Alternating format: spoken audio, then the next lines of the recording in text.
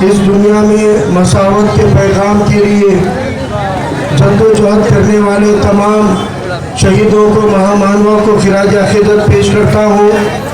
मंच पर, विचार मंच पर मौजूद हमारे नेशनल लीडर और वंचित बहुजन आघाड़ी के प्रेरणा स्रोत, जिनकी ममता तमाम कार्यकर्ताओं को माँ जैसी मोहब्बत देती है, ऐसी हमारे बड़ी बहन प्रोफेसर अंजलि ताई अम्बेडकर जी, तुमसे गुजारिश करता हूँ कि मंच पर आए। अंजलि ताई के साथ में वो भी बैठे। यहाँ पर मंच पर बैठे हुए आदरणीय भट्टे जी, मंच पर बैठे हुए मौलाना फेरोज हाफिज फेरोज साहब, मंच पर बैठे हुए तमाम जिम्मेदारान लोकसभा के कैंडिडेट अविनाश भूसीकर जी, मंच पर बैठे हुए मेरे तमाम मजबूत और बहादुर साथियों और यहाँ पर मौजूद तमाम बुजुर्गों, नौजवानों और अल्हम्दुलिल्लाह मुझसे मोहब्बत करने वाले तमाम नौजवान साथियों के जज्बे को, हिम्मत को, फारूक अहमद का सलाम, अस्सलाम वालेकुम रहमतुल्लाहि व बरकातहू। मैं अपने साथियों को, इन नौजवानों को बहादुर मानता हूँ, बागी मानता हूँ, लड़वैया मानता हूँ, क्योंकि मुख्तलिफ तरीकों के प्रेशर और साजिशों के बावजूद अल्हम्दुलिल्लाह आज नांदेड़ के नौजवान हक के साथ खड़े हुए। मैं अल्लाह का शुक्रगुजार हूँ कि तूने मुझे जिंदा लोगों के बीच में खड़ा किया है, मुर्दों के बीच में नहीं। साथियों, मुख्तसर वक्त है। राहुल नगर वाघाला की सभा की वजह से गंगा चाल की सभा रद्द करने के बावजूद अभी हमारे पास सिर्फ 25 मिनट बचे हैं और हमको मेरे अलावा बंते जी को और ताई अंजलि ताई को भी सुनना है। अंजलि ताई की रहनुमाई भी बहुत जरूरी है, इसलिए मैं बहुत ज्यादा वक्त नहीं लेता हूँ, लेकिन आपको एक बात कहना चाहता हूँ। फारूक अहमद को इलेक्शन लड़ने की जरूरत क्या है? फारूक अहमद चुनाव क्यों लड़ रहा है, इसका आपको वजह समझना जरूरी है। ये नांदेड़ की सरजमीन अम्बेडकरवादी विचारों की और माइनॉरिटी मुसलमानों की सियासत की जमीन रही है। आपको ताज्जुब होगा कि आज 50 साल के नौजवान को, आदमी को भी पूछ लो कि नांदेड़ से कभी तुमने मुसलमानों का एमएलए देखा है, तो वो कहते हैं नहीं, मुसलमान आमदार नहीं बन सकता।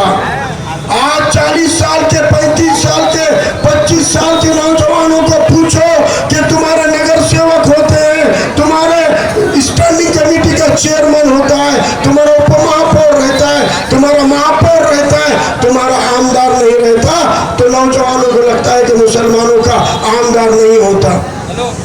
नांदेड़ की तारीख है, आजाद भारत के नांदेड़ में पहला लोकसभा का खासदार इस नांदेड़ में कोई बना था तो एक बौद्ध भाई हरिहर राव सोगुड़े इस नांदेड़ का पहला खासदार बना हुआ है।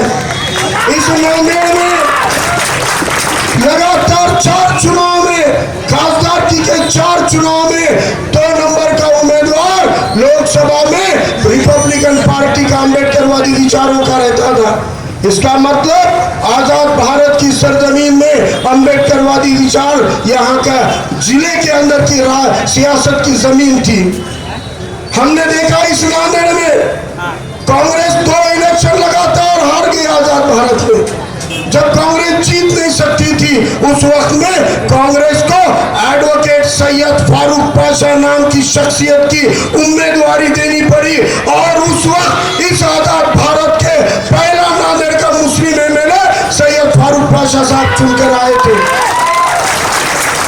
सैयद फारूक पाशा साहब 62 में पहली बार चुनकर आए, 67 में दूसरी बार चुनकर आए, लगातार 3 बार चुनकर आने वाले हैट्रिक आमदार सैयद फारूक पाशा इस नांदेड़ के इसी सरजमीन, इसी कदीम शहर से चुन के आते थे। इस नांदेड़ में फारूक पाशा को एमएलए बनाने वाले जैसे मुसलमान थे, वैसे यहाँ के सेक्युलर जहन के ओबीसी और हिंदू भी थे, वैसे इस नांदेड़ के सेक्युलर जहन के बहुत और दलित समाज भी थे। सब समाज ने वोट किया और और एक नहीं, दो नहीं, तीन बार फारूक पाशा आमदार बने। उसके बाद कांग्रेस के खिलाफ प्रोफेसर नूरुल्लाह खान खड़े रहे, कांग्रेस को हराकर प्रोफेसर नूरुल्लाह खान भी आमदार बने। 1967 से लेकर आज तक किसी मुसलमान को इन्होंने टिकट नहीं दिया था, लेकिन उनको चुन के भी आने नहीं दिया। कोशिश नहीं की, कोशिशें की।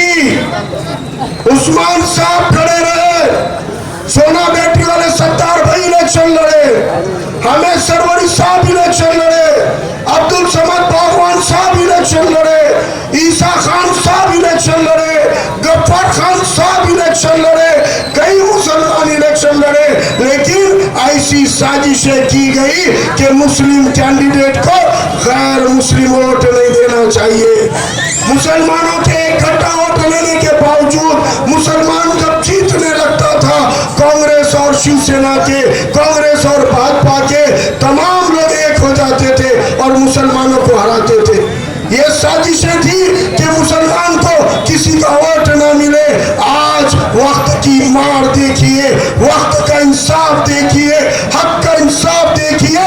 एक पार्टी वजूद में आई, उस पार्टी ने मुसलमान को टिकट भी दिया और अपना वोट भी दिया। उस पार्टी का नाम वंचित बहुजन आघाड़ी और कायद का नाम प्रकाश आंबेडकर साहब।